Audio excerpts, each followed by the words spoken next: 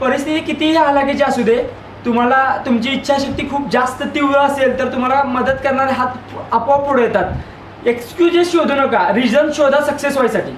माझ्यासाठी ती माझी परिस्थिती होती, जे परिस्थितीचं पोचणं कमी करायचं होतं की मला जे सारखं टोचत राहायचं। म्हणजे काही एक्झाम प्रोसेस तुम्हाला काय शिकवते, आत्ता अनालाइज केल्यावर काय वाटतंय की तुम्ही मल्टिपल गोष्टी सायमल्टेनियसली कसा बॅलन्स करू शकताय। ते CDSला SSBला आहे, ऑफिसर लाईक क्वालिटीज OLQs हे आहेत। ॲक्च्युली हे तुम्ही कसं बॅलन्स करता हे OLQs आहेत। खरा चॅलेंज काय आहे, GS3 आणि GS4चा पेपर देणे। ज्यांनी मेन्स दिला त्यांना माहिती आहे, अंग पूर्ण थकलेलं असते। गावाकडच्या पोरांना UPSC वगैरे क्रॅक करायची असेल तर 3रा 4था आणि 5वा अटेम्प्ट आपली पीक फेज असते। त्या फेजमध्ये प्री उडू द्यायची नाही, प्री उडली की गंड।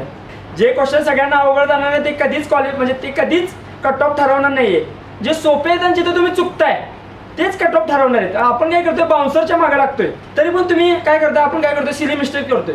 अवघड क्वेश्चनच्या मागे लागून कधीच प्री सुटणार नाहीये। प्री कधी सुटणार आहे तुमची, ज्यावेळी तुमच्या सिली मिस्टेक्स तुम्ही मिनिमाइज कराल त्यावेळी प्री सुटणार आहे। क्लास लावला होता कारण पैसे मिळत होते, कारण कसं आहे की विचार कर, पैशांच्या बाबतीत एक महत्त्वाचा उद्देश काय असतो की पैशांबद्दल विचार करायला नाही लागलं पाहिजे या फेजमध्ये। मग ती काळजी विद्याप्रबोधिनी किंवा महाज्योती घेत होते। 200 तास महिन्याचा ॲव्हरेज व्हायचा, 220 230 वगैरे व्हायचं। 6 ते 8 तास रेग्युलरली अभ्यास करायचा, एक्सक्यूज नाही आहे। 2च राऊंडमध्ये पेपर सोडवला। हे व्हॉट्सअप, इंस्टा, स्नॅप, फेसबुक वगैरे आधुनिक व्यसन आहेत जे की तुम्हाला काय करायचं की मला घ्या, कन्झ्युम करा, रोज माझ्यासोबत वेळ घालावा म्हणत असतात। UPSC तुम्हाला काय करतात, तुम्ही स्पेसिफिक किंवा एक कोणते इंटरव्ह्यू पॅनल वगैरे असतात जे की ॲक्च्युअल असतं ते तुम्हाला इतकं कम्फर्टेबल, हां सर आइए, हां सर बैठिए, सर पाणी चाहिए, हां सर पाणी, चाय बोल दो सर, हां इतकं भारी कम्फर्टेबल, हां सर आप कैसे आहे, कितने बजे आए थे, अरे इतना वेट करना पड़ा क्या आपको। हे सगळं ते इतकं फील करून देते की अरे भाई आता कोणता आपला मित्रच बोलावा होतं की प्री पास झालेल्या मुलांना स्कॉलरशिप वगैरे देत्या। मग माझा मित्र आहे मनोज बुचडे सरांचा, आय थिंक विद्यार्थी काय ओळखीचा आहे, मला त्याने पाठवले ॲड वगैरे, मी अप्लाय वगैरे केलं। 2023च्या मेन्सची स्कॉलरशिप पण घेतली, पण अनफॉर्च्युनेटली माझी मेन्स नाही निघाली। पण मग 2024चा पुन्हा एकदा अटेम्प्ट दिला आणि मी सरांना मेसेज करून टाकला की सर मला परत स्कॉलरशिपची गरज आहे आणि सर पाहिजे म्हणून वगैरे। मग ते सरांचं थोडं आहे की अनऑफिशियली तसं आहे की एकाच विद्यार्थ्याला सारखी स्कॉलरशिप देण्यात काय पॉईंट नाही। म्हणजे टू बी ऑनेस्ट हे बरोबर पण आहे, कारण मग त्या विद्यार्थ्याला स्कॉलरशिपची किंमत पण कळत नाही। सो मग मी सरांना रिक्वेस्ट केली की सर थोडंसं हवं आहे मला वगैरे तसं, कारण की टू बी म्हणजे की जेन्युअनली गरज पण होती। कारण टेस्ट सिरीज तुम्हाला माहिती आहे की मेन्स झाल्यानंतर GST टेस्ट सिरीज लावावी लागते आणि ऑप्शनलची पण टेस्ट सिरीज लावावी लागते आणि फीज खूप जास्त आहे। GSची एक 15-20 हजार रुपये, ऑप्शनलचे एक 15-20 हजार रुपये, म्हणजे 30-40 हजार रुपये पण होतात। सो की मग ते डिफिकल्ट आहे त्या फेजमध्ये। मग सरांना सांगितलं आणि मग सरांनी ॲक्च्युली ओके पण म्हटलं, त्याबद्दल खरंच खूप धन्यवाद आहे। कारण की ते त्यावेळी समजत नसतंय की माहीत नाही, शिक्षक लोकांना ते जमतंय की बाकीच्या लोकांना माहीत नसते की काहीतरी आहे पोराच्यात की बाबा त्याला आता वाटतंय ते, पण ते शिक्षक लोकांना आधी माहीत असते की थोडंफार याला काहीतरी पुश केलं तर थोडंफार घासाघासी केलं तर कुठंतरी पुढे जाऊ शकतो। पण मग मेन्स वगैरे झाली माझी आणि सरांना मी भेटायला आलो होतो। कारण माझे एक ज्युनियर पण आहे इथे, स्नेहल आणि दिप्या वगैरे पण आहेत। सो यांना भेटायला आलो होतो, ॲक्च्युली कोल्हापुरातच होतो आणि आलो आहे तरी की माझं असं व्हायचं की आता आलो आहे तर मग ॲटली भेटून तर जाऊयात की म्हणजे की असं वाटायला नको की यार भेटलो असतं बरं झालं असतं। हा रेग्रेट मी नेहमी विचार करायचो की प्रयत्न तर करूयात, काय होते का नाही बघूयात, पण ठीक आहे काय करूयात ते करूयात। सरांना भेटलो वगैरे, सर असंच झालं आहे। पण मी सरांच्या समोर एक खंत पण व्यक्त केली होती की सर काय माहीत इथिक्सचा वगैरे पेपर काय एवढा काय चांगला जायला नाही, समजा मेन्सचा वगैरे रिझल्ट वगैरे आला नाही तर मला इथिक्स पुन्हा एकदा प्रिपेअर करायचं आहे। मग त्यावेळी सांगितलं, पण मग त्यावेळी मग स्नेहलला वगैरे पण बोललो, मग दिप्याला वगैरे पण भेटलो। मग ॲक्च्युली स्नेहलची आणि माझी दोन्ही वेळा मेन्स सेमच सेंटरला आली होती ॲक्च्युली। सो त्यावेळी मग की ती अनफॉर्च्युनेटली तिचं पण झालं नाही। मग 10 डिसेंबरला वगैरे रिझल्ट लागला, मग 20 डिसेंबरला वगैरे शेड्यूल आउट झाला आणि त्याला कळालं की 20 जानेवारीला माझा इंटरव्ह्यू आहे। आता तुम्हाला माहिती आहे की आता 1 महिन्यात थोडंसं प्रिपेअर करायची खूप जास्त भीती असत्या। सो मग तेच की थोडं की बेळगाव मध्ये माझं अकोळ म्हणून गाव आहे, ते बेळगाव जिल्ह्यामध्ये असल्यामुळे माझं जन्म आजोळ असल्यामुळं ते प्रिपेअर करणं गरजेचं होतं। मग ॲक्च्युली ते असं की ऑफिशियल स्टेटमेंट किंवा ऑफिशियल पॉलिसी किंवा ऑफिशियल ओपिनियन त्या गोष्टीवर काय आहे हे काय माहीत नव्हतं।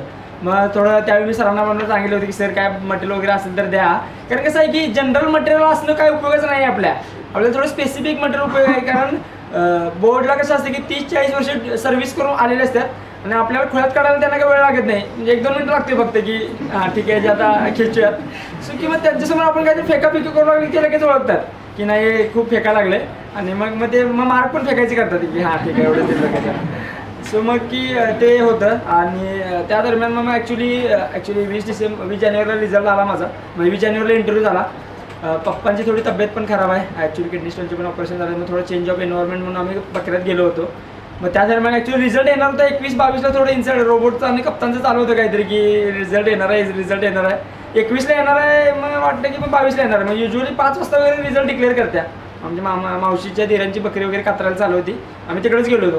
पप्पा ते दुसरीकडे होते, आम्ही दुसरीकडे गेलो होतो बेळगावातच. पण मग 2:30 वाजता माझा मित्र निशांत देशमुख, ज्याचं की नाव तुम्ही माझ्या बाईटमध्ये वगैरे भरपूर ऐकलं असं, त्याचा फोन आला असतं की भाई तुझा रँक आला आहे 551. ॲक्च्युली ती खूप भारी फिलिंग असते, कारण तीच की जी की सगळ्यांना सेम असत्या की प्रीचा जरी रिझल्ट आला की त्या दिवशी लिस्टमध्ये नाव असतं म्हणजे खूप भारी वाटते. हां जरा काय तर झालं बाबा. सेम की जेव्हा मेन्सचा रिझल्ट आला तेव्हा मी DOBD हॉस्पिटलमध्ये होतो, पप्पांचं ऑपरेशन करायचं होतं. सो की आणि यावेळी टू बी ऑनेस्ट की खूप जास्त हेल्पलेसनेसवाली मला फिलिंग येत होती, कारण म्हणजे इकडचं ठीक आहे एज्युकेशनच्या बाबतीत मला माहिती होतं की मी काहीतरी करू शकतोय, पण घरची सिच्युएशन अशी झाली होती की खूप जास्त त्रास होत होता. की म्हणजे कसं की आईवडिलांनी आपल्याला शिकवलं आणि त्यांच्या अडचणीच्या काळामध्ये आपण त्यांच्यासोबत नाही आहे, कारण मला प्रीचा अभ्यास करायचा होता. म्हणून मी प्रीसाठी फेब्रुवारीमध्ये फुल डे गावात राहिलो, मार्चमध्ये परत निघून गेलो पुण्याला. प्रीची वगैरे प्रिपरेशन चालू केली. मग परत पप्पांची थोडी तब्येत खराब झाली, म्हणून ॲटलीस्ट दाखवायचं म्हणून मी आलो होतो. दाखवलं, मग पप्पा म्हणाले की नको गावात वगैरे राहायला नको, थोडंसं कोंदटल्यासारखं व्हायला लागलं आणि बकऱ्याचं. मग गेलो होतो, मग त्याच दरम्यान रिझल्ट वगैरे पण आला. मग थोडं ते माहिती आहे की तुम्हाला TV मीडिया थोडंसं खूपच एकदम खूपच ऑनेस्टली पब्लिश करतात सगळ्या गोष्टी, त्यामुळं ते आहे. आणि मग ते थोडंसं व्हायरल झालं, पण ठीक आहे की इट्स ओके. आता काही म्हणजे ज्या गोष्टी माझ्या हातात आहेत त्या गोष्टी मी क्लॅरिफिकेशनद्वारे क्लिअर करायचा प्रयत्न पण केला, पण माहीत नाही आता कितपत लोकांच्यापर्यंत पोचलं आहे नाही पोचलं आहे माहीत नाही. पण मग की ॲक्च्युली सुद्धा म्हणजे मी सुद्धा कॉलेजच्या फर्स्ट इयर सेकंड इयरला असताना लेक्चर वगैरे केल्यात, पण मग त्यानंतर असं वाटलं की काय नसते, काय सक्सेस झाल्यावर काय दुसरं कोणतं काय ते सांगत असते, केलेलं वेगळंच असते, सांगते तिसरंच, आणि पब्लिश काय ते चौथंच होतं. मग काय रियालिटी काय ते कळतच नाही कोणाला. की मग पोराला पण वाटतं वाटला लय अवघड वाटायला लागलं आणि ह्याला काय ते लय भारी केलं तर वाटायला लागलं. म्हणजे असं काहीही नसतंय, म्हणजे की ऑनेस्टली काहीही नसतंय. माझे जे मित्र आहेत आणि जे करतात पण त्यांना ज्यांची प्री क्लिअर होते आणि ज्यांची प्री क्लिअर होत नाही त्यांना पण मी म्हणतोय खूपच थिन लाईन असत्या. म्हणजे ती लिस्टची जी थिन लाईन असत्या ती दोघांना सेपरेट करत असत्या, आणि जे इंटरव्ह्यू देऊन येतात मुलं आणि सिलेक्ट झालेली मुलं यांच्यामध्ये पण ती जी लिस्टची थिन लाईन असत्या ती दोघांना सेपरेट करत असत्या. दोघांच्यामध्ये असं काहीच वेगळं नसतं, काहीच वेगळं नसतं. तेवढेच केपेबल असतात. जे 2800 मुलं मेन्स क्लिअर करतात तेवढंच इक्वली केपेबल असतात. फक्त काय की 19-20 इकडे तिकडे झालेलं असते की एखादा GS1चा पेपर करायचा असतो, इकडे तिकडे अवघड झालेलं असते, थोडंसं essay जरा चांगला वगैरे लिहिलेला असतो, ऑप्शनलचे पट्ट्यातले क्वेश्चन आलेले असतात की जे की आपण पाठ करून गेलेला वगैरे असतो. मग ते मे बी मला वाटलं की मला फेवर झाली. आणि म्हणजे काय बाकीच्या फालतू गोष्टीमध्ये बोलण्यात काय पॉईंट नाही, कारण ते खूप जास्त व्हायरल झालं की थोडंसं अभ्यासाबद्दलच बोलूया. म्हणजे ज्यावेळी मी कॉलेजला 3rd इयरला आणि 4th इयरला वगैरे होतो त्यावेळी NCERT वगैरे वाचायला चालू केली. मग आपल्याला इंग्लिश काय एवढं चांगलं नव्हतं. मग सुरुवातीला NCERTमध्ये थोडा अवघड वगैरे शब्दांचे मराठीमध्ये अर्थ वगैरे लिहून घेणे. मग ते ठरवले की काय की आता नाही ठीक आहे इंग्लिशमधूनच घेऊया. मग थोडंसं इंग्लिश इम्प्रूव्हमेंटकडे वगैरे लक्ष द्यायला चालू केली. म्हणजे ज्या NCERT मी मराठीमधून अर्थ घेऊन लिहिले होते त्यानंतर मी मेरियम वेबस्टरची डिक्शनरी मोबाईलमध्ये ॲप होतं ते वापरलं. इंग्लिशमधले शब्दांचे अर्थ इंग्लिशमध्ये लिहून घेऊ लागलो. आणि तुम्हाला माहिती की एकाच इंग्लिशमधल्या शब्दांचा कंटेक्स्ट बदलला तर मिनिंग बदललं. सो त्या कंटेक्स्टनुसार अर्थ काढत गेलो, अर्थ मी लिहत गेलो. आणि त्या दरम्यान एक्सप्रेस वगैरे वाचायची सवय लागली. थोडंसं कॉलेजमध्ये एक्सपोजर भेटलं आणि मग थोडं होकॅब वगैरे वाढत गेली. पण मग एप्रिल 2021मध्ये असं मग त्यावेळी मग माझं लास्ट इयर असं ठरलं की फुल टाईम प्रिपरेशन करायचं आहे. ZSच्या कॅम्पसला बसलो, FT क्लिअर झाली. पण FT देण्यापासून आणि FTचा रिझल्ट लागल्यापासून या मीनवालच्या पिरियडमध्ये असं ठरलं की यानंतर कोणत्याही FTला बसायचं नाही आहे. कारण माझं असं म्हणणं होतं की मागचे दोर कापल्याशिवाय पुढं जाणं खूप डिफिकल्ट आहे. कारण थोडेफार पैसे मिळायला लागले की मागं त्यामध्ये गुंतत जातो आणि जे आपल्याला पाहिजे ते अचीव करण्यामध्ये कुठेतरी कमी पडत जातो. सो ते मग आणि एक की परिस्थिती कितीही हालाकीची असू दे, तुम्हाला तुमची इच्छाशक्ती खूप जास्त तीव्र असेल तर तुम्हाला मदत करणारे हात आपोआप पुढे येतात. की फॉर एक्झाम्पल कॉलेजमध्ये असताना फाउंडेशन फॉर एक्सलन्स आणि कॅल्सॉफ्ट इंडियाने मला CSR थ्रू स्कॉलरशिप दिली. UPSC 2021ला क्लास लावायचं ठरवलं आणि माझ्या मित्रांचे आजोबा BT पाटील सर म्हणून मंगळवेढ्याचे त्यांचे विद्यार्थी अजित शाह म्हणून आहे त्यांनी मला 2,35,000 रुपये देण्याचं ठरवलं. क्लास लावायचं. नेक्स्ट टाइमला मी क्लास केला, फाउंडेशन बॅच केली, परत 6 महिने राहिलो तिथं. पण मग त्यानंतर प्री क्लिअर झाले. मग मेन्ससाठी महाज्योती म्हणा किंवा विद्याप्रबोधिनी म्हणा, की म्हणजे म्हणायचा उद्देश इतकाच की काय, फक्त तुमच्या हातात तुमचे प्रयत्न करणे गरजेचं आहे. माझी परिस्थिती अशी आहे तशी आहे आणि मला हे करायला लागते ते करायला लागते, काय उपयोगाचं नाही असले काय एक्सक्युजेस शोधू नका. रिझन शोधा सक्सेस व्हायसाठी. म्हणजे की कारणं शोधू नका. तुम्हाला सक्सेस व्हायसाठी हे शोधा की म्हणजे अवेन्यू शोधा की बाबा हे कारण आहेत आणि याच्यासाठी मला सक्सेसफुल व्हायचं आहे. माझ्यासाठी ती माझी परिस्थिती होती. जे परिस्थितीचं पोचणं कमी करायचं होतं की मला जे सारखं टोचत राहायचं की यार कुठेतरी आपण हेल्प केलं पाहिजे. आणि एक कायम माझं वाक्य असायचं की काय की भाई रिग्रेट नाही वाटलं पाहिजे की यार प्रयत्नच नाही केले, की ती खूप जास्त घाण फिलिंग आहे असं मला वाटतं. की म्हणजे आयुष्यभर ज्यावेळी आपण एक थोडं म्हणजे लग्न वगैरे झाल्यानंतर 40-50 मध्ये जाऊ त्यावेळी ती गोष्ट आठवत राहते की यार प्रयत्न केला असता, पोटेन्शियल होतं माझ्याकडं, अभ्यास थोडासा चांगला केला असता तर करू शकलो असतो. मग ते करू शकलो असतो त्याच्यापेक्षा कर ना भाई. म्हणजे की काय करतो आपण की म्हणजे फालतू गोष्टीमध्ये टाइमपास वगैरे करायला चालू करतो. एक सांगायचा उद्देश काय यात म्हणजे हा माझा 3रा अटेम्प्ट होता. 22ला प्री क्लिअर नाही झाली. क्लास संपण्यापासून आणि प्री देण्यापासून खूप कमी वेळ होता. 22ला प्रीच्या आदल्या दिवशी झोप लागली नव्हती. ती खूप वाटली होती की ते असते पहिला अटेम्प्ट आणि थोडंफार ते झोपायचं. ॲक्च्युली सीसीआरच्या पेपरला झोप यायला लागली आणि काय एक त्यावेळी काय आता इंजिनिअरिंग केलं सीसीआरचा अभ्यास वगैरे करायला लागतोय. जाऊन बसलं, घाम फुटायला लागला, सुटणार क्वेश्चन. त्याला तितकं रिग्रेट आलं की भाई प्रॅक्टिस केली असती बरं झालं असती. 2023ला सीसीआरसाठी माझी स्वतःची इंडिव्हिज्युअल स्ट्रॅटेजी चालू केली. ज्या दिवशी प्रीचा अभ्यास चालू करेल त्या दिवशीपासून रोज 2.5 ते 3.5 या वेळात सीसीआरची प्रिपरेशन करेल. कितीही सीसीआर चांगला असेल तर मी 2.5 ते 3.5 सीसीआर बसूनच पेपर सोडवेल. सो माझी स्ट्रॅटेजी 2023ला सक्सेसफुल झाली. इतका अवघड पेपर आला. माझ्यासोबत जे आम्ही प्रॅक्टिस करायचं माझ्यासोबत एकटा होता कृष्णापुरेकर म्हणून, सरांची स्कॉलरशिप पण घेतली त्यांनी. सो तो आणि मी सीसीआर निघाला. 2023चा खूप जास्त अवघड पेपर होता. सो ती स्ट्रॅटेजी सगळ्यांना कळाली. अरे भाई तू स्ट्रॅटेजी काय की खूपच जास्त भारी वाटायला लागल्या. सगळे माझ्याकडे विचारायला लागले. मी ज्यांना भेटलो त्यांना सांगितलं की ही स्ट्रॅटेजी आहे. कसं आहे सुरुवातीला काय वाटतं की जीएसचा अभ्यास राहिला, सीसीआर के नंतर करूया बघूया. सीसीआर निघून जातो, एप्रिल येतोय आणि तेव्हा वाटतं हायला जीएसचा अभ्यास राहिला वाटतं आणि सीसीआर राहू दे आता काय पासिंगच आहे नंतर करूया. त्याला सीसीआर उठला नंतर काय नंतर कळते जीएस निघाला की सीसीआर उठला. काय पॉईंट नाही. म्हणजे ॲक्च्युली काय की म्हणजे काय ही एक्झाम प्रोसेस तुम्हाला काय शिकवते. आत्ता अनालाइज केल्यावर काय वाटतंय की तुम्ही मल्टिपल गोष्टी सायमल्टेनियसली कसा बॅलन्स करू शकताय ही तुम्हाला यूपीएससी तुमच्यावर काढून घेते. हे की ते CDSला SSBला आहे ऑफिसर लाईक क्वालिटीज OLQs हे आहेत. ॲक्च्युली हे तुम्ही कसं बॅलन्स करता हे OLQs आहेत की जे की तुम्हाला प्रिपरेशनच्या फेजमध्ये समजत नाही आहे. पण जे रिझल्ट लागल्यानंतर तुम्ही त्या म्हणजे की रिफ्लेक्ट करताय मागच्या गोष्टी की बाई असं आहे तसं आहे हे त्यावेळेस मला समजायला चालू होते की मल्टिपल गोष्टी. यूपीएससीची मेन्स देताना एका दिवशी तुमच्याकडून 6 तास का लिहून घेतलं जात आहे कारण एखाद्या कमिशनचा तुम्ही चेअरमन बनलात तर तुम्हाला रिपोर्ट बनवावा लागतो. तर ते त्या तितका वेळ देऊन तुम्ही रिपोर्ट बनवू शकताय की नाही, तितक्या क्वालिटीचा रिपोर्ट बनवू शकताय का नाही, तितका वेळ बसून तुम्ही देऊ शकताय का नाही. 6 तास पहिल्या दिवशी झाल्यानंतर दुसऱ्या दिवशीपर्यंत तितक्याच तत्परतेने तुम्ही काम करू शकताय का नाही. ह्या गोष्टी आत्ता रिफ्लेक्ट होतात. त्यावेळी वाटते आयला काय. आणि टू बी ऑनेस्ट खरं सांगतोय GS1 देणे आणि GS2चा पेपर देणे काही मोठेपणा नाही आहे. खरा चॅलेंज काय आहे GS3 आणि GS4चा पेपर देणे. ज्यांनी मेन्स दिला त्यांना माहिती आहे अंग पूर्ण थकलेलं असते. 4-5 सब्जेक्ट आहे इतिकची काही टेन्शन नसते. काय केस स्टडी कसं तरी लिहायला येतात. पण GS3चे वाट लागली असते कारण स्टॅट्स इकॉनॉमीला कसं आहे की रिपोर्ट म्हणजे काय रेफरन्स दिल्याशिवाय मार्क नाही पडणार. काही फालतू फेकला 0 मार्क. इकॉनॉमीचं तसं असते पॉईंट दे मार्क घेऊन जा. सायन्स अँड टेकचं तसंच आहे. लॉजिकली बरोबर वाटलं ओके नाही तर चला मार्क नाही मिळणार. 2023च्याही मेन्सला मला ऑलमोस्ट टॉपरच्या लेवलचे ॲव्हरेजचे मार्क होते. म्हणजे 89 वगैरे GS3ला मला मार्क होते जे की चांगले होते. म्हणजे खूप भारी नव्हते पण मग तेच की म्हणजे आणि माझं असं म्हणणं असायचं नेहमी गावाकडच्या पोरांना UPSC वगैरे क्रॅक करायची असेल तर 3रा, 4था आणि 5वा अटेम्प्ट आपली पीक फेज असते. त्या फेजमध्ये प्री उडू द्यायची नाही. प्री उडली की गणलं कॉन्फिडन्स लो सगळ्यात म्हणजे वाट लागली प्रॉपर वाट लागली. म्हणजे खूप चांगले मित्र बघितले की त्यांच्या आयुष्यातल्या 3ऱ्या, 4थ्या, 5व्या फेजमध्ये GSमध्ये फॉरेस्टची प्री क्लिअर झाली आणि सीसीआर उडालं. ते आत्ता रिग्रेट व्यक्त करतात. मग हा रिग्रेट होऊ द्यायचा नाही आहे. कसं आहे प्रिपरेशन करताना फेजमध्ये समजत नसतंय पण ते समजून घ्यायचं आहे ते उमजून घ्यायचं आहे हे मला सांगायचा उद्देश आहे. 2022ला प्री उडाली. 6 महिने परत दिल्लीमध्ये राहिलो.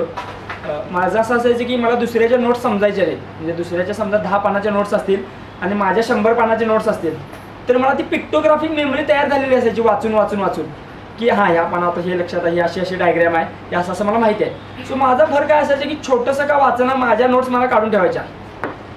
GS2ला मृदुल शिवरच्या पॉलिटीच्या नोट्स वापरल्या, सोशल जस्टिस गव्हर्नन्ससाठी व्हिजनचं व्यायाम वापरलं, स्वतःच्या नोट्स काढून ठेवल्या. IR साठी त्यावेळी रीड केला नाही, कारण माहिती आत्ता रीड केला तरी मेन्सला परत रीड करायचा आहे, मेन्स 365 वाचायचं आहे, IR साठी सोडून द्यायचं, जास्त लोड नाही घ्यायचा, आला आला ठीक, बाकी सगळ्यांना सारखाच आहे. जे क्वेश्चन सगळ्यांना अवघड जाणार नाही ते कधीच म्हणजे ते कधीच कट ऑफ ठरवणार नाही आहे. जे सोपे आहेत आणि जिथे तुम्ही चुकताय तेच कट ऑफ ठरवणार आहेत. आपण काय करतोय, बाउन्सरच्या मागे लागतोय. आता तो एफजॉडचा वगैरे क्वेश्चन आला, मग आपण काय करतो, ह्याला असले क्वेश्चन बरोबर यायला पाहिजे. अरे भाई लँडस्लाईड अर्थक्वेकवर क्वेश्चन आला दरवर्षी, ते कर ना, ते एफजॉडच्या मागे कुठे लागा लागलायस. मग अशी की जी की रेग्युलर थीम आहे त्याच्या मागे लागा तुम्ही, बाउन्सरच्या मागे अजिबात लागू नका. मग 2022च्या पिरियडमध्ये GS2 GS3च्या नोट्स बनवल्या. GS4च्या ओनली आयचं वापरलं, पण इतकं मला वाटलं की अजून पण माझी क्वालिटी नाही आहे की GS4ला इतकं भारी लिहू शकलो, कारण माझी ती खूप चांगली मैत्रीण आहे. आय थिंक सरांची पण स्कॉलरशिप घेतल्या, ती असं तिचे एसे मी वाचले असं, म्हणजे की ते भारी प्रोज लँग्वेजमध्ये लिहिणाऱ्या पोरांचं तरी आपल्या डोक्यावरून जातात, त्यांचे कधी मी रेफरन्स केलेले आहेत असे, की जे की आपल्यासारखे पोरं खूप साध्या साध्या भाषेमध्ये लिहितात आणि समोरच्याला पटवून देतात की भाई हे असं आहे, हे असं आहे. सो ट्राय केलं की एसे तसा लिहायचा आहे. खूप जास्त क्वेश्चन आन्सर फॉर्मॅट पण नाही झाला पाहिजे आणि खूप जास्त ॲनालिटिकल पण नाही झाला पाहिजे. थोडे इनोव्हेटिव्ह की क्वेश्चन म्हणजे पेपरमध्ये न्यूजपेपरमध्ये ना एक्सप्रेसला काहीतरी न्यूज यायची, चांगल्या ॲडमिनिस्ट्रेटरची सक्सेस स्टोरीज वगैरे यायचे, काहीतरी इनोव्हेटिव्ह सोल्युशन वापरून असं केलं होतं. UPच्या आय थिंक वाराणसीच्या का कोणाच्या तरी ISची स्टोरी आली होती, इतके वेटलँड त्यांनी रिज्युमिनेशन केलं होतं. मग ते काय दाखवते, हार्डवेअर वगैरे दाखवत राहते. मग या गोष्टी एसेमध्ये इथिक्समध्ये कुठेतरी एक्झाम्पल द्यायला सबस्टॅन्शिएट करायला गरजेचं होतं. म्हणजे मनोजनं ज्यावेळी मेन्स दिली होती, मला असं वाटलं होतं की त्याचं होईल, कारण त्याचं झालं होतं प्री क्लिअर. पण मग त्यावेळी त्याला असं कळालं की काय नुसतं लिहिण्यामध्ये काय पॉईंट नाही, जोपर्यंत तुम्ही सबस्टॅन्शिएट करत नाही आहात. म्हणजे आणि आशिष पाटीलचं तुम्ही म्हणजे पेपर मला असं बघावं असं मला वाटतंय, जो की माझ्या कॉलेजचा सिनियर आहे. जास्त वगैरे लँग्वेज वगैरे काय लिहित नाही, पॉइंटर लिहितो, सबस्टॅन्शिएट करतो एक्झाम्पलद्वारे, खूप जास्त फ्लो डायग्राम काढतो, 10 मार्काला 1.5 पानच लिहितो, 20 मार्काला 2 पानं वगैरे भरवतो. हे सगळं फॉर्मॅट तुमच्या लक्षात असलं पाहिजे. कसं आहे, एक क्वेश्चन खूप भारी लिहून तुम्हाला किती मार्क पडणार आहेत, 5.5 मार्क पडणार आहेत. पण तेच जर ॲव्हरेज लिहिलं तर 3.5-4 वगैरे मार्क पडायचे चान्सेस आहेत ना. आता स्नेहलचंच नाव घेऊन समोर सांगतो की पेपर कव्हर होत नाही, कारण माझं तिचं नाव का घेतोय, कारण मला वाटतं की तिच्याकडे कॅपेबिलिटी आहे, तिच्याकडे पोटेन्शियल आहे, तिने करायला पाहिजे. पण तिचं कुठेतरी प्रयत्न कमी पडायला आहेत. तिला मागच्या वेळी पण मी सांगितलं होतं की 2 पेपर लिहि एका दिवशी. जोपर्यंत 2 पेपर लिहिणार नाही तोपर्यंत टायमिंगमध्ये सूट होणार नाही, बसणार नाही. मग सांगायचं इतकंच काय की तुम्हाला माहिती आहे पण तुम्ही कुठं कमी पडायला लागलाय. पण मग ते नको आहे. मग ते काय करायला लागले की तुम्हाला ते प्री मेन्सच्या सायकलमध्ये कुठं तुम्हाला ढकलायला लागले. मग तसं नको आहे, त्या सायकलमधून बाहेर पडायचं आहे. सो 2022ची प्री झाल्यानंतर ते प्रिपरेशन केलं. 23ची प्रीमध्ये फेब्रुवारीपासून अभ्यास चालू केला. रोज CCRचा 1 तास. त्यावेळी SFG म्हणजे जे फोरमचे SFG जे लेवल 1 आहेत त्या टेस्ट सिरीज वगैरे फॉलो केल्या. ते लेवल 1 सगळी झाली.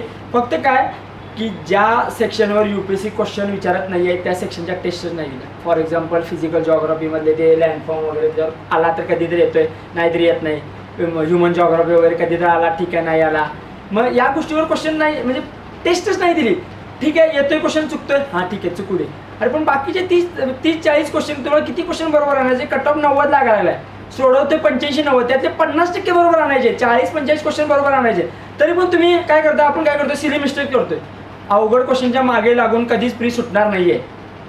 प्री कधी सुटणार आहे तुमची, ज्यावेळी तुमच्या सिली मिस्टेक्स तुम्ही मिनिमाइज कराल त्यावेळी प्री सुटणार आहे.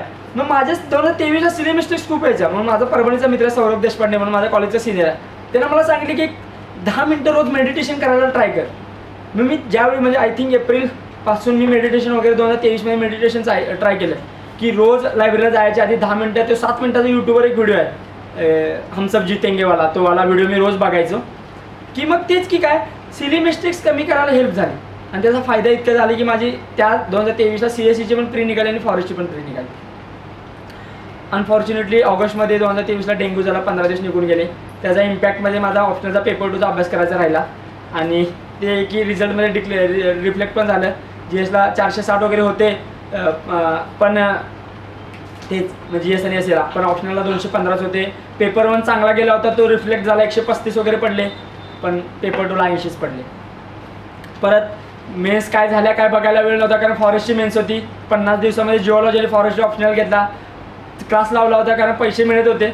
कारण कसं आहे की विचार कर, पैशांच्या बाबतीत एक महत्त्वाचा उद्देश काय असतो की पैशांबद्दल विचार करायला नाही लागलं पाहिजे या फेजमध्ये. मग ती काळजी विद्याप्रबोधिनी किंवा महाज्योती घेत होते. म्हणजे सांगायचा उद्देश काय की मला ॲडव्हर्टाईज वगैरे करायला इथं बोलवलेलं नाही आहे की म्हणजे आमचा विद्यार्थी होता वगैरे काय. आणि आता म्हणजे सांगायचा उद्देश काय की मी आलो नसतो तरी की काय म्हणजे सरांना मला एक्सक्यूज देता आला, हां सर ठीक आहे असं असं झालं, माझ्या अटॅचमेंट वगैरे मला एंगेजमेंट वगैरे होती. पण मला यायचं काय होतं की कारण मदत करणाऱ्याला पण हुरूप भेटत्या. मी पुढं आलो, माझ्यासारखे अजून 100 विद्यार्थी विद्याप्रबोधिनीला घडवायचे, कारण सामान्यातनं आलेल्या विद्यार्थ्यांची खरंच प्रशासनामध्ये गरज आहे. तोपर्यंत जोपर्यंत तुम्ही प्रशासनात काय कसं माहिती आहे का, बाहेरनं नावं ठेवणं लय सोपं आहे, पण आतमध्ये जाऊन ती नावं ठेवून घेऊन थोडं काम करत राहण्यामध्येच खरी मजा आहे असं मला वाटते. मग ते मला वाटतं की तुम्ही सगळ्यांनी प्रयत्न करायला पाहिजे. फॉरेस्टची मेन्स दिली, असं वाटलं होतं की खूप जास्त कॉन्फिडन्स होता की फॉरेस्टची मेन्स निघणार आहे. जानेवारीमध्ये रिझल्ट लागला, मेन्स झाले नाही, 15 दिवस कोम्यात गेलो.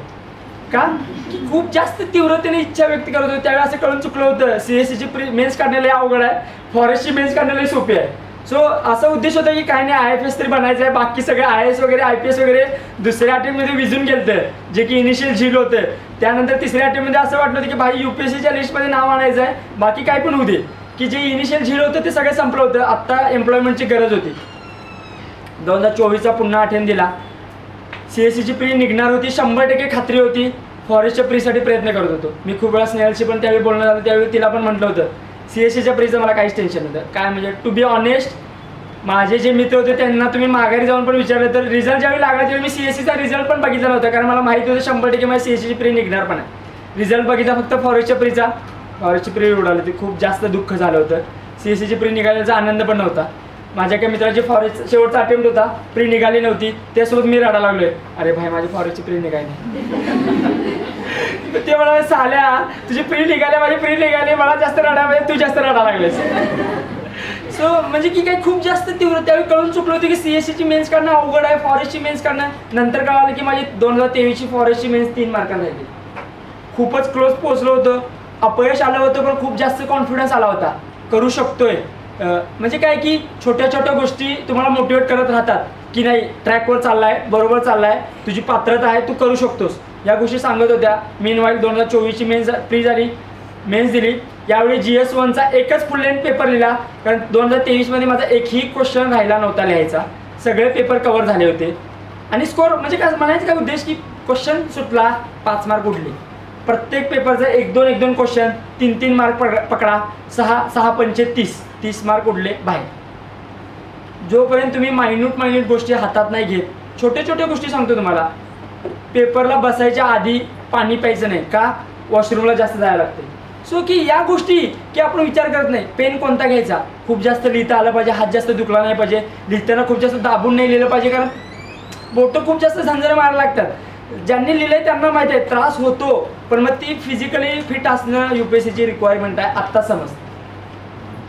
त्यावेळी कळत त्यावेळी अरे काय भाई काय एका दिवशी का पेपर घ्यायचे ते नसते, रोज एक पेपर घ्या की, जसं बोर्डला असते त्यावेळी तसं वाटायचं. पण नाही आहे तसं, तुम्हाला जमत नाही सोडून द्या. बाकीचे खूप जास्त पोरं आहेत ज्यांना जमतंय, ज्यांना करायची इच्छा आहे ते करणार आहेत. तुम्ही नाही केलं तर ते करणार आहेत, चांगले मार्क मिळवणार, ते सिलेक्ट होणार आहे. सो तुमच्या हातामध्ये सिलेक्ट व्हायचं की नाही.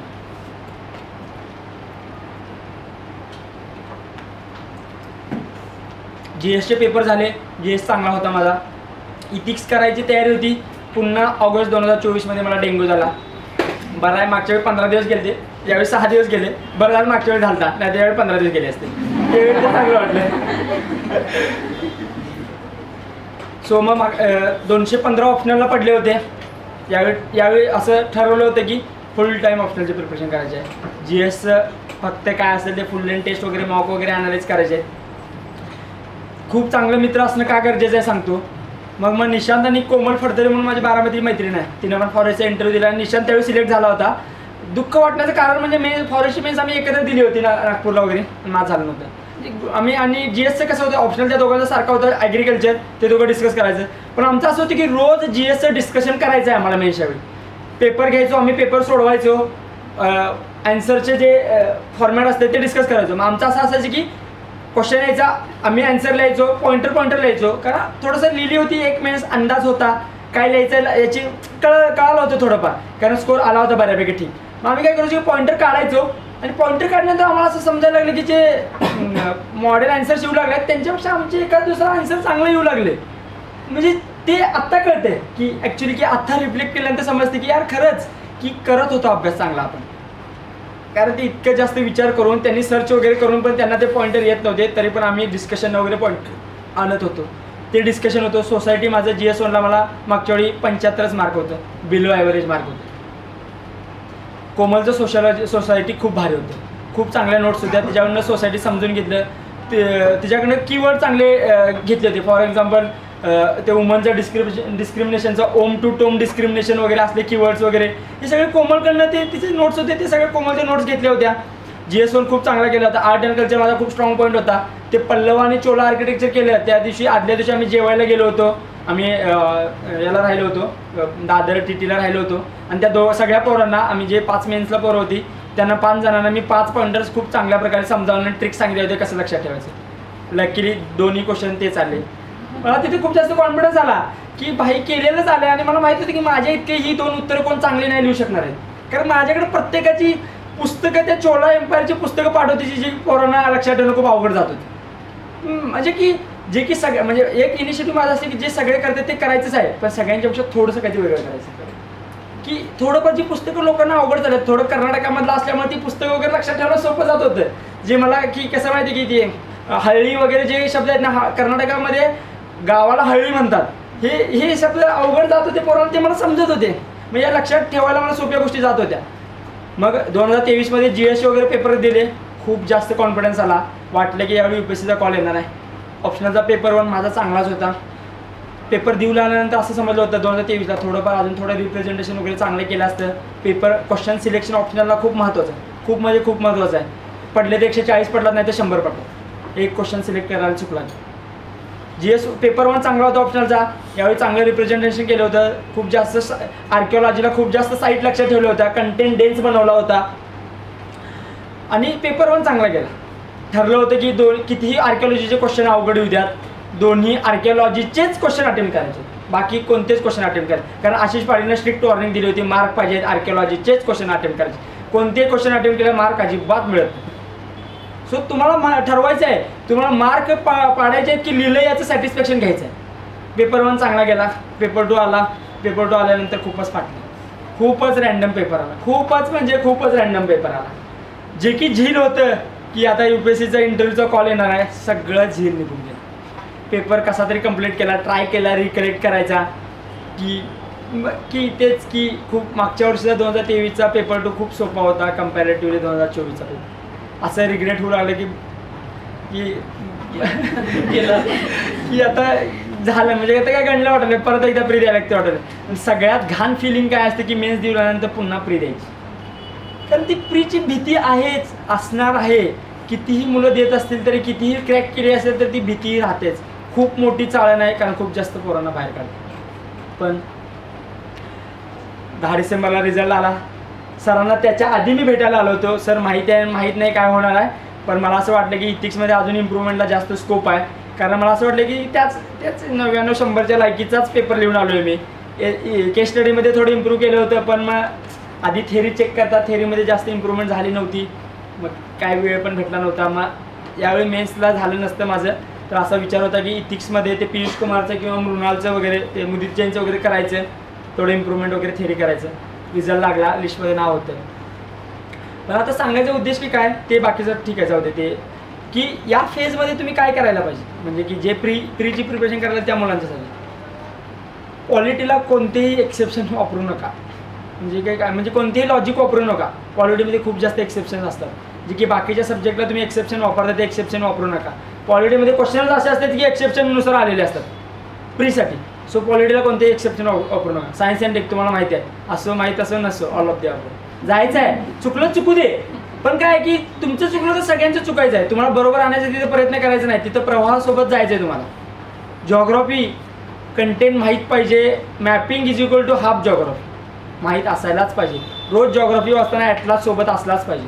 ट्रिक्स बनल्याच पाहिजेत. मेडिटेरियन सीच्या सराउंडिंग कंट्री माहीत असायलाच पाहिजेत. ब्लॅक सी, ते दार्दनेल स्टेट, बॉस्फरस स्टेट, मर्मरा सी, हे इकडे ते सगळे USA मधले सगळे लेक, हे त्यानंतर रिफ्ट व्हॅलीमधले लेक, त्यांचा नॉर्थ टू साऊथ क्रम, हे करंट्स, सगळं माहीत पाहिजे. तुम्ही नाही केलं माझ्यासारखा कोणतरी करणार आहे, प्रिकेट करून जाणार आहे. कॉम्पिटेटिव्ह आहे की असं की नाही की ॲब्सल्यूट नाही आहे की एवढं मार्क पाडायचे आणि तुम्ही क्वालिफाय होणार आहे. डायनॅमिक कट ऑफ आहे, तुम्हाला प्री करावीच लागणार आहे. एन्व्हायरमेंट मला खूप जास्त आवडायचा. 75 वेटलँड तोंड पाठ होतं, 55-50 टायगर रिझर्व तोंड पाठ होतं. तुम्ही काय करताय? अरे काय लक्षात ठेवायला नाही ना, मी लक्षात ठेवतोय, तुम्हाला लक्षात ठेवायची आहे. कारण कॉम्पिटिशन आहे. जरी मी म्हणत असेल, जरी तुमचा मित्र असेल, जरी तुमचा सवंगडी असेल, तरी कॉम्पिटिशन आहे, पण हेल्दी कॉम्पिटिशन. अभ्यासाच्या दरम्यान आम्ही लायब्ररीमध्ये असताना YPT नावाचं ॲप वापरलं होतं. YPT ॲपवर कसं आहे की ते तुम्हाला बाकीचे ॲप वापरायला संधी देत नाही. एकदा ॲप चालू केले की असेल. मग आमचं कसं असायचं, आमचे 2 मित्र होते नावाळे वगैरे, मग ते समजा लवकर वगैरे यायचे, 6 वाजता वगैरे YPT चालू केले की आमचा ग्रुप असं दिसायचं कोणी किती अभ्यास केला आहे. आणि मी 10 वाजता टाइमपास वगैरे करून आले की वाटायचं भाई साहेब 2-3 तास अभ्यास केला वाटलं. दिवसाचा हा टाइमपास जरा कमी करायचं आणि टार्गेट असायचं की रोज 6 ते 8 तास अभ्यास झाला पाहिजे. आठवड्याचे 50 तास क्लिअर झाले पाहिजे. आणि आपल्याला जे YPT काय करते, मला जास्त डोकं लावू देत नाही. ते सब्जेक्ट टाकायचे, किती अभ्यास केला त्याला सांगायचं, त्याचं ते ॲनालाइज करते, त्याचे ते ग्राफ वगैरे काढते, ते सगळं करते. तेच ते डाटा चोरतंय मान्य आहे, पण ठीक आहे घेऊ द्या. डाटा घेऊन आम्हाला काय करायचं आहे, चांगलं काम करलं माझ्यासाठी ते. सो ते करत होतं. किती कुणी अभ्यास केला आहे, 200 तास महिन्याचा ॲव्हरेज व्हायचं, 220, 230 वगैरे व्हायचं. 6 ते 8 तास रेग्युलरली अभ्यास करायचा, एक्सक्यूज नाही आहे. 10-15 तास अभ्यास करायची गरज नाही आहे, कारण थेंबे थेंबे स्थळ साचत असते. जे की पोरं टॉपर सांगतात त्यावेळी पण मला कळायचे काय 15 तास कसं बसू शकतो भाई. 3 तास गांधीजींच्या फिलॉसॉफीच्या अगेन्स्ट जाते.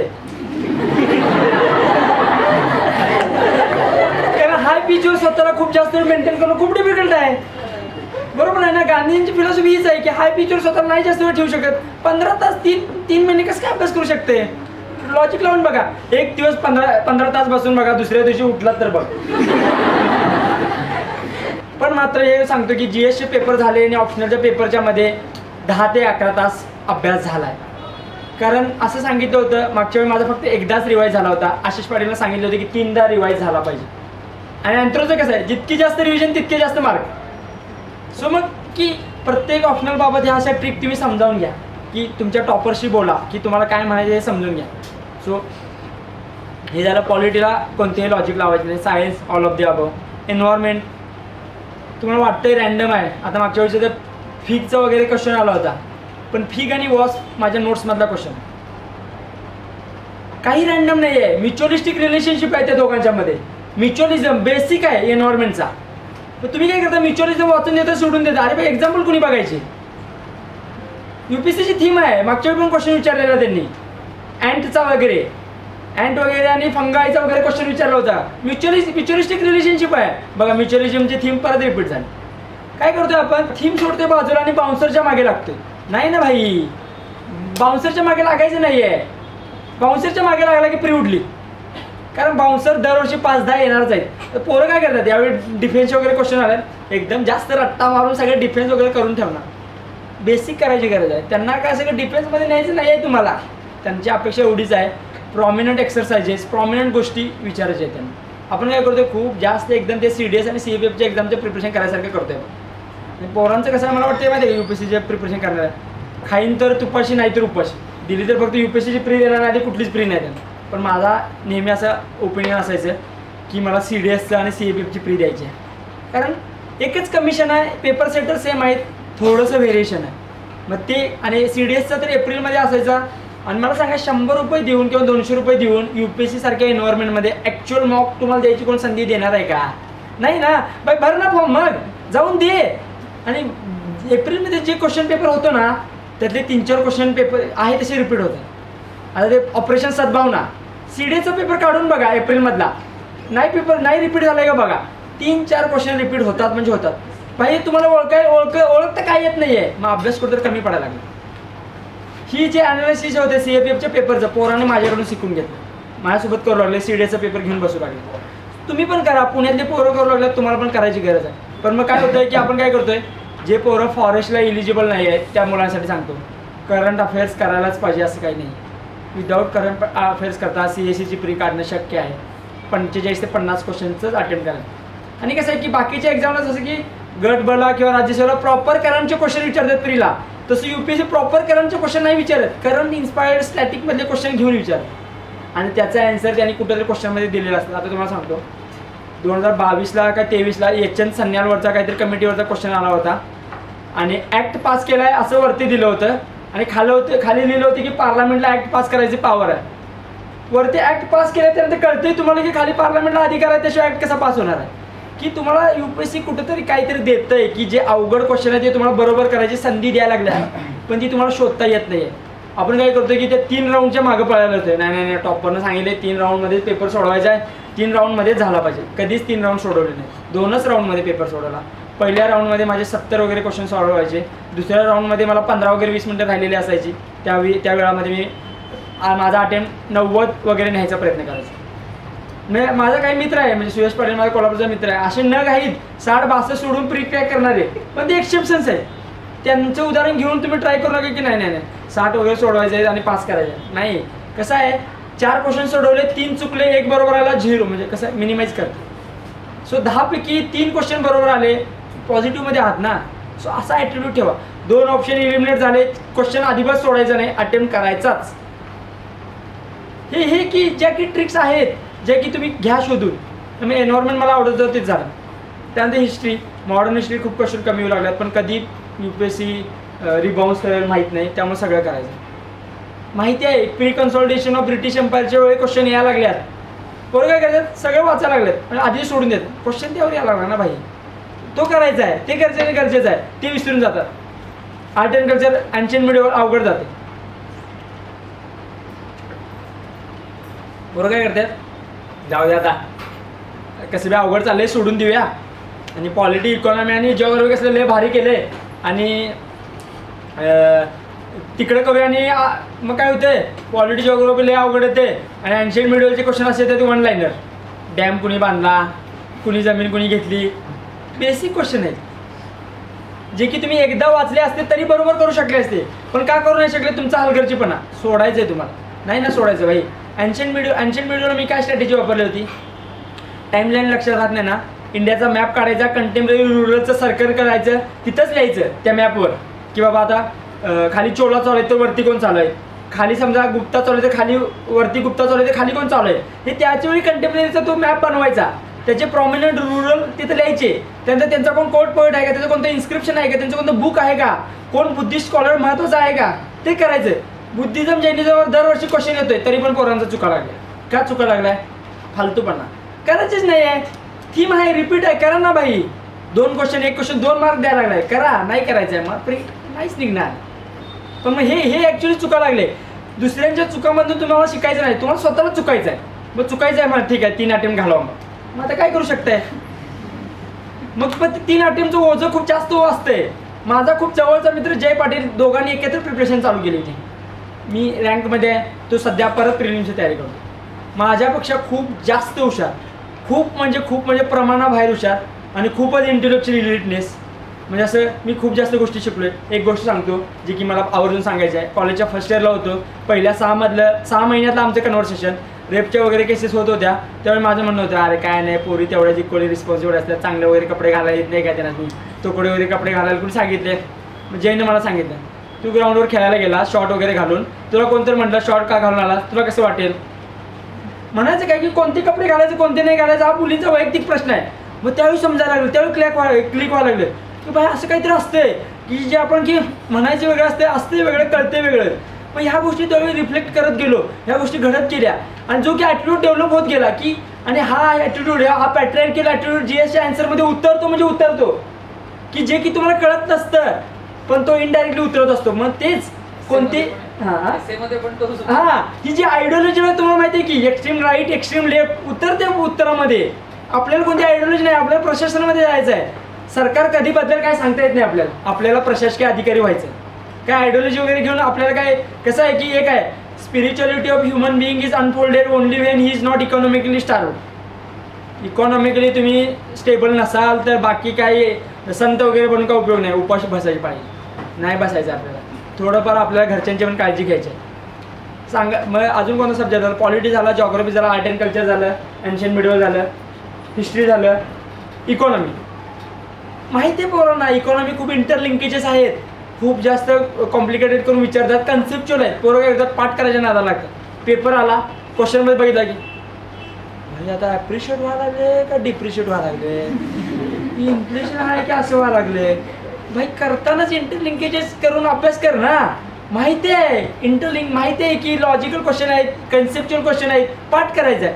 पाठ करून कसं सुटणार आहे, नाही ना. पाठ करायचे सब्जेक्ट वेगळे आहेत, एन्शियंट मिडिवल सारखे सब्जेक्ट आहे की जे की तुम्हाला पाठ करायचे. इकॉनॉमी सारखे कन्सेप्ट जे की कन्सेप्च्युअल आहे, समजून घ्यायचे आहे. रुपये ॲप्रिशिएट व्हायला, डिप्रिशिएट व्हायला, फॉरेन एक्सचेंज आउटफ्लो व्हायला, इनफ्लो व्हायला लागलाय. मग ह्या सगळ्या गोष्टी समजून घ्या. ट्रेड बॅलन्स असा तसा होऊ लागलाय की जोपर्यंत तुम्ही एखादी गोष्ट इकॉनॉमीमध्ये मल्टिपल लेवलला जाऊन बघणार नाही. आणि इकॉनॉमीमध्ये ट्राय करा की कसं आहे की फर्स्ट स्टेपमध्ये उत्तर आलं पाहिजे.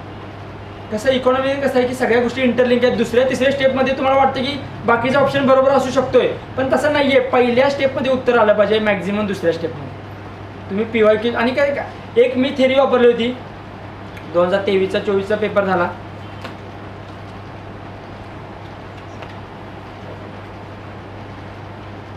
क्वेश्चनचे जे ऑप्शन्स असतात ते ऑप्शन एक्सप्लोर करायला चालू केलं. ऑप्शनच्या आजूबाजूच्या गोष्टी एक्सप्लोर करायला चालू केल्या की बाबा मला ऑप्शनलच्या बाजूनं काय मिळतंय का, या बाजूनं वगैरे काय मिळतंय का. सो काय की मुलं खूप कष्ट घ्यायला लागले आहेत. तुम्हाला मुलांचे कष्ट दिसत नाही आहेत, फक्त सक्सेसच दिसायला लागले. काय सक्सेस खरंच खूप मोठा आहे, मान्य आहे, त्यामध्ये काहीच नाही, पण कष्टही तितकेच खडतर आहेत. कारण रोज ट्राय करा सोशल मीडियापासून 2 दिवस लांब राहून दाखवा. खरंच अवघड आहे. प्री मेन्सच्या काळामध्ये इंस्टा, फेसबुक, व्हॉट्सअप अनइन्स्टॉल केलं होतं. फक्त मला एक स्पार्क लागेल, पोरं म्हणा काय लय टाइमपास करायला लागले, त्यांच्यासमोर अनइन्स्टॉल करून टाकायचं. कारण ते स्वतःला पण वाटायचं पण कुठं होत नसायचं. पण मग हार्ड डिसिजन घ्यायचे आहेत, कारण हार्ड डिसिजन जी की तुम्हाला स्ट्रॉंग बनवत असतात. कसं असते त्यावेळी खूप भारी वाटतंय, खूप कोणतरी इमोशनल सपोर्ट वगैरे द्यायला पाहिजे, कोणतरी बोलायला वगैरे पाहिजे असं वाटत असते. काय नाही, खूपच शॉर्ट टाईमची फिलिंग असते. सो त्यापासून स्वतःला सावध ठेवा. कसं आहे की जे की ॲस्पिरंट्सच्या सिरीजमध्ये दाखवले ते UPSCच्या जर्नीमधले प्रेम वगैरे काय जास्त वेळ टिकत नसते. एकच गर्लफ्रेंड बनवा UPSCची, तिचंच लाड पुरवा. कारण तिच्यासोबत बोलणं म्हणजे काय पुस्तक वाचणं, वेळ घालवणं म्हणजे काय लायब्ररीमध्ये जास्त वेळ बसणं किंवा त्याच्यासोबत. सो की मग हे की आणि जे काही आहे ना की जे आपण जेंडर सेन्सिटिव्ह टर्म्स आहेत की दे, इट, ही, शी वगैरे क्वेश्चनमध्ये वापरायला लागले ना तुम्ही मेन्शा, आणि मॅडम वगैरे चेक करायला आले आणि पोरगा पेपर लिहायला लागला. हां ठीक आहे ओके चला, 3 मार्क पडणार असतात, 2.5च मार्क देतात. मग अर्धे मार्क 20 क्वेश्चनचे 10 मार्क उडले. त्या 20 मार्कांची किंमत मला अजून पण कळते. 20 मार्क पडले असते, इंटरव्ह्यूला IAS झालो असतो. 160च दिले. मग काय की आत्ता अटेम्प्ट द्यायचा हेतू इतकाच की IAS भेटो नाही भेटो माहीत नाही, भेटणार आहे, पण प्रयत्न माझ्या हातात आहे. इफर्ट्स देऊ शकतोय, प्रयत्न करू शकतोय.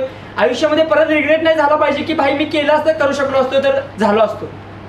मला पुन्हा प्रयत्न करायचा आहे. माहीत नाही आता 25 दिवसामध्ये प्री निघणार आहे नाही निघणार आहे माहीत नाही आहे, कारण कमी वेळ आहे, रिव्हिजन गॅप पडला आहे भरपूर, पण प्रयत्न करायचा आहे.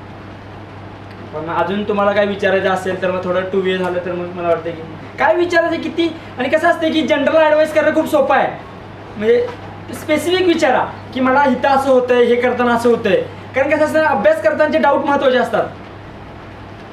त्यावेळी ते आपण काय करतो की डाऊट हां ठीक आहे विचारणं विसरून जाणं, काय ते फालतूच विचारून बसतो. नाही ना, ते नाही गरजेचं आहे. आत्ता तुम्हाला काय डाऊट असतील तर विचारा. आपण ट्राय करूया की थोडंफार काहीतरी इकडचं तिकडचं तरी सर वगैरे आम्ही वगैरे मिळून थोडंफार. जोपर्यंत तुम्ही विचारणार नाही तोपर्यंत सुटणार नाही. या संभाषणाचा काहीच फायदा नाही. मी आहे ना तुला अनेक ठिकाणी म्हणता येईल, मुलांना मी बऱ्याचदा म्हणतो की तुम्ही प्रश्न याच्यासाठी विचारत नाही, कारण आपली जी एक शिक्षण व्यवस्था आहे त्याला एक सुशिंग सिस्टम ऑफ एज्युकेशन मी म्हणतो. सुश म्हणजे काय की शाळेपासून जे आपल्याला गप्प बस लावलंय ना, ते ह्यांना ऍक्च्युली गप्प बसायलाच ट्रेनिंग दिलं असं नाही ना. मग हे बोलतच नाही. मग प्रशासनामध्ये जाऊन पण तुम्ही गप्पच बसणार. बरं ह्याचे प्रश्न नाही तसं नाही, प्रश्न आहेत, पण मग ते ना की ते घरात जाऊन रस्त्याने जिन्याने जाताना डिस्कस करतात की अरे ते मला विचारायचं होतं, किंवा कोणीतरी विचारलं की नाही मला हेच विचारायचं होतं. ॲटलिस्ट स्टार्ट करा कोणीतरी. कसं आहे तो इनर्शिया ब्रेक करायला लागते कोणतरी. हां तर मी CSATचे 2022 जो की CSATचा अटेम्प्ट काय कॉम्प्रिहेन्शन वगैरे सोडवायचं नाही आपल्याला. इंजिनिअरिंगचं स्टुडंट आहे, फक्त कॉट सोडवायचं आहे. फक्त कॉट सोडवायला उडला. मार्क किती पडले असतील? 56 वगैरे पडले, लाज वाटते सांगायला, लाज, खरंच टू बी ऑनेस्ट लाज वाटते. COEPचा आणि 56 मार्क पडले, खरंच लाज वाटते. पण सांगितलेत का की ती त्या लाजानं तरी अभ्यास करेल. कधीच माझे मार्क सांगायला लाजलो नाही. म्हणजे एक आहे ह्या छोट्या छोट्या गोष्टी आहेत की मार्क सांगणं, किती पडले ते सांगणं. 2023 पासून चालू केलं. कॉम्प्रिहेन्शन मला जमायचं नाही. माझ्या त्या मित्राला निशांचं कॉम्प्रिहेन्शन खूप चांगलं होतं, त्याच्याकडून कॉम्प्रिहेन्शन समजून घेतलं. 2 अटेम्प्ट इलिमिनेट करणं सोपं आहे, 2 अटेम्प्ट इलिमिनेट करणं म्हणजे 2 ऑप्शन इलिमिनेट करणं अवघड आहे. पण मग आपण काय करतो, क्लासेसचे कॉम्प्रिहेन्शन सोडवतोय, तसं करायचं नाही आहे. क्लासेसचे पॅसेजेस आणि UPSCचे पॅसेजेस खूप जमीन आसमानचा फरक आहे. 2013 पासूनचे पॅसेजेस घेऊन बसा, रोज सोडवा. 2023 पासून असं चालू केलं की क्वेश्चन आला की छोटे छोटे पॅसेज आहेत, मार्क करायचे आहेत, ते पहिला सोडवायचे. 40 मिनिटामध्ये पहिल्या 20 ते 22 पॅसेजेस सोडवून झाले पाहिजे. बाकी राहिलेल्या वेळामध्ये कॉन्ट आणि रिझनिंग सोडवायचं. सो ही स्ट्रॅटेजी जोपर्यंत तुम्ही करायचं आहे, सोडवताना इव्हन नंबर्समध्ये सोडवायचं आहे. 4च्या पट्टीमध्ये अटेम्प्ट करायचे आहेत. म्हणजे 45 अटेम्प्ट करायचे नाही आहे, 44 अटेम्प्ट करायचे, 48 अटेम्प्ट करायचे, 52 अटेम्प्ट करायचे. हे थोडंसं कुणीतरी 2023ला टाकलं होतं किंवा ते थोडंसं बसायचं की यार नाही, कारण की इथे की एक अटेम्प्ट केल्यावर चुकायचे चान्सेस जास्त आहेत आणि मग 3 अटेम्प्ट केलं तर एक बरोबर याचे चान्सेस जास्त आहेत. तर असं थोडंफार की मग ते अटेम्प्ट ते थोडं बघा की ॲक्च्युली एक्झॅक्ट आठवत नाही. ते कप्तानचे गाव रोबोटच्या ग्रुपवर आलेलं आहे ते. हां, छोट्या छोट्या गोष्टी आहेत. आपण काय करतो, खूप जास्त मेसेज येतात, डायरेक्ट खाली घेऊन येते, महत्त्वाचे मेसेज वरती निघून जातात. आत्ता मला वाटतं की सगळ्यांनी व्हॉट्सअप वगैरे अनइन्स्टॉल करायचं. मी असं म्हणत नाही की अजिबात की व्हॉट्सअप वगैरे वापरलेलं नाही आहे. व्हॉट्सअप वगैरे मी सुद्धा वापरलेलं आहे. पण कधी वापरलं आहे, फ्री झाली गावाकडे 4-5 दिवस आलो व्हॉट्सअप वापरलं. कारण काय आहे, पोरांची लग्न व्हायची, इन्व्हिटेशन वगैरे यायचं, मग आता कुठं जायचं हे तर कळायसाठी ते व्हॉट्सअप वगैरे लागायचं ना. मग तेच की हा माणूस म्हणून जगायचं सोडायचं नाही आहे अजिबात. लातूरला माझ्या मित्राच्या लग्नासाठी गेलो होतो इथून खास करून, की म्हणजे काय की अभ्यास करायचा आहे पण त्यासोबत माणूस म्हणून जगायचं अजिबात सोडायचं नाही. लग्नाला जाण्यापासून हेतू आहेच की खूप जास्त मुलांना भेटलो नव्हतो, खूप जास्त एक्स्ट्रोवर्ट आहे मी, मला लोकांसोबत बोलायला खूप आवडतं. म्हणजे खूप जास्त मी एकदा बोलायला चालू केलं की अजिबात थांबायचं नाही, की मला समोरचं सांगणे अरे काय बस की बाई बोल. पण मग मला कसं असायचं की मला एनर्जी मिळते की लोकांसोबत बोलायला मला खूप भारी वाटते. मी खूप जास्त लोकांनी म्हणजे इतर जर इन पर्सन कोण असेल ती स्नेहाला वगैरे पण बघितलं असेल की खूप जास्त बोलते, खूप जास्त बडबड करत असते. हे झालं ते झालं, ह्याचं काय झालं त्याचं काय झालं.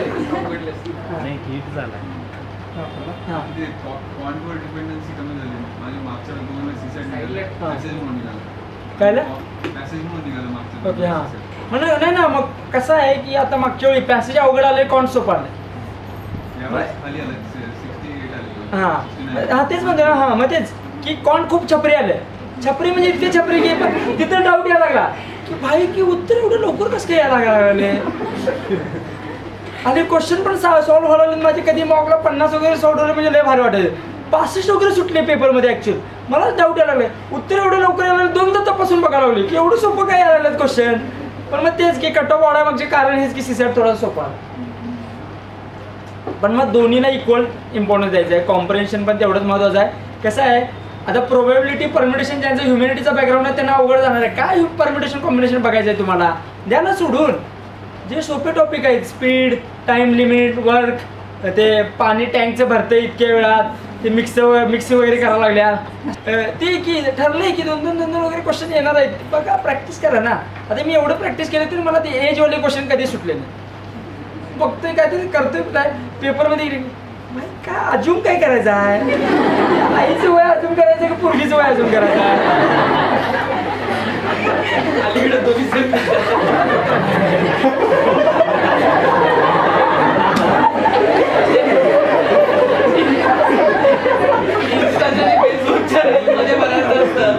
मदर आणि डॉटर आणि ते खाली लिहिलं असतं की गेस करायची मदर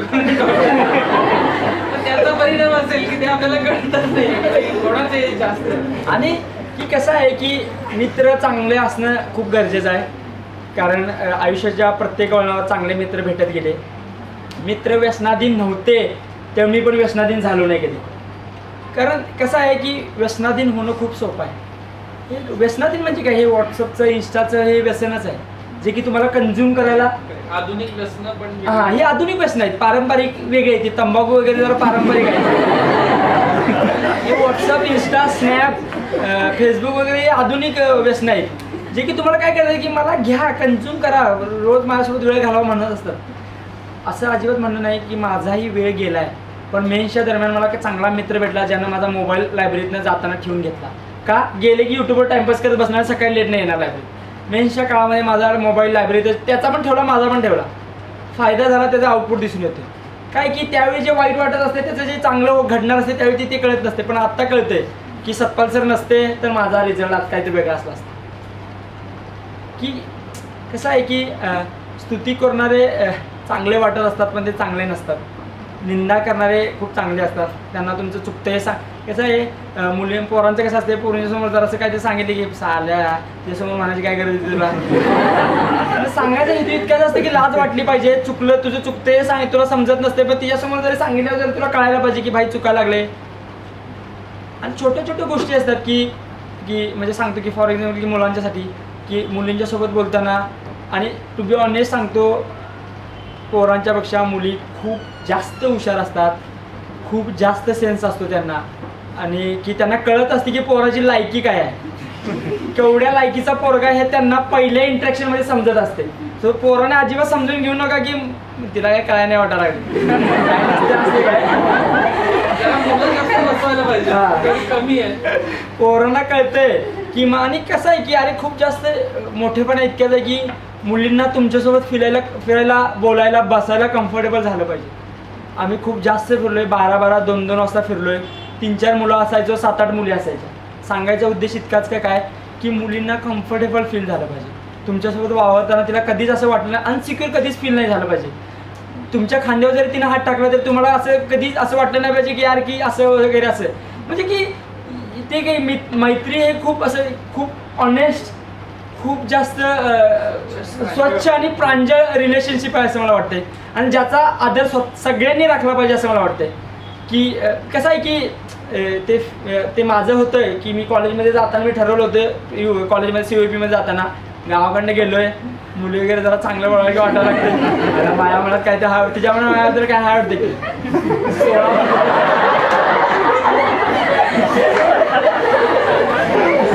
2016 कॉलेजमध्ये ॲडमिशन झालं. त्याच वेळी ठरवलं होतं की कॉलेजमधल्या कोणत्याही मुलगीला प्रपोज करायचं नाही आहे, कारण एवढं माझं वाटत होतं की कुणालाही प्रपोज केलं एक मैत्री दगावून बसू शकतो. सो खूप चांगले जास्त मित्र बनवायचे हे माझं ध्येय होतं, आणि तेच मित्र जे की मला आयुष्याच्या मध्ये जे माझं कल्चर कॅपिटल बनत गेलं. बाकी CSATचा एक क्वेश्चन झाला, अजून GS वगैरे, की दोन्हीला चांगलं म्हणजे दोन्हीला चांगलं वेटेज द्या. म्हणजे रिझनिंगचे पण तुम्हाला सोपे जाणारे क्वेश्चन शोधून काढा. कसं आहे 2 अवघड क्वेश्चनच्या मध्ये 3-4 सोपे क्वेश्चन दडून बसलेले आहेत, ते तुम्हाला शोधायचे आहेत. बघा CSATचा पेपर काढून बघा, अवघड क्वेश्चनच्या मागे लागतो. काय करतो आपण, ते 4-5 पोरं बसल्यात, त्यांच्या अरेंजमेंट वगैरे दिल्या, ह्या वारी तो येणार आहे, त्या वारी तो व्हिजिट करणार, हे बुक तो मोठा आहे तो मोठा आहे, ते खूप जास्त कॉम्बिनेशनवर सोडत बसते. 10 मिनटं जाते. 2.5 मार्कासाठी 10 मिनटं घालवणं फालतू पण आहे ना, दे ना सोडून, नाही करायच्या असली गोष्टी. सो की CSATला महत्त्वाचं काय की घ्यायचं कोणतं आणि सोडायचं कोणतं हे तुम्हाला समजलं पाहिजे. अजम्पशन वगैरे क्वेश्चनमध्ये ऑप्शन आधी वाचायचे आहेत, मग पॅसेज वाचायचे. क्रक्स वगैरेच्या क्वेश्चनमध्ये पॅसेज आधी वाचायचं आहे, ऑप्शन नंतर वाचायचे. हे तुम्हाला समजलं पाहिजे. हे मला माहीत नव्हतं की कसं असते, त्यांच्याकडून समजून घेतलं की असं असते. सो ज्यांना अवघड जाते त्यांना, ज्यांना सोपं जाते त्यांच्याकडून समजून घ्या. बाकी अजून काय?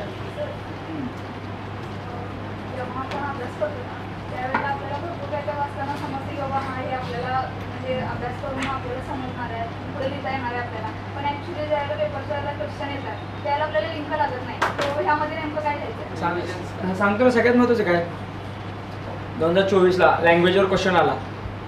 माहिती आहे पॉलिटीच्या शेड्यूलमध्ये क्वेश्चन दिला आहे, डोळ्यासमोर तिथं कुठं विचारणार आहे आता, आला क्वेश्चन, आठवलं नाही. त्याच वेळी जर ट्रिक कीवर्ड्स ठेवून ट्रिक लक्षात ठेवली असती तर कीवर्ड पण माहिती आहे. सो कीवर्ड काय करतो आपण की स्पेसिफिकली मेन्सच्या एनसीईआरटीमध्ये ट्राय करा की प्रत्येक म्हणजे समजा 20 जरी क्वेश्चन असले तरी ट्राय करा की एक 10-12 क्वेश्चनमध्ये डायग्राम आली पाहिजे, जे की आपण मिस करतोय. खूप जास्त थेअरी लिहायला प्रयत्न करतोय, थेअरीवर मार्क नाही मिळणार आहे. लक्षात ठेवताना आन्सर लक्षात ठेवायचं नाही, कीवर्ड लक्षात ठेवायचे.